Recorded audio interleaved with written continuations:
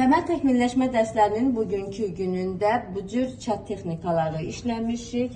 Bu Ebru sanatı formasındadır. Bu cür kristal parçadan tortlar hazırlamışıq. Baxın, parçamız tam kristaldandır, marmelat effektində və çat texnikasının fərqli üsullarını işləmişik. Burada güzgülü glazur əvəzi işıltılı, parıltılı çatlarımız var. Burada isə çatlarımız həm şokoladdan hazırlamışıq.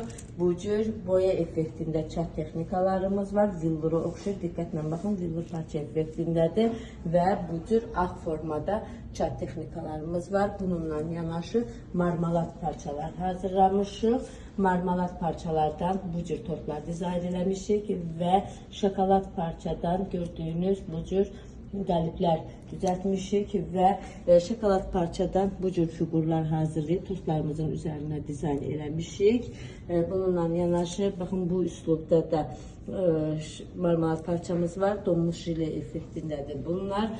Fərqli bir üslubda bunu da qəlibdən çıxartmışıq. Bu da marmelat parçamızda donmuş jile effektində olan bugünkü təməl təkmilləşmə dərsində hazırladığımız tortlarımız.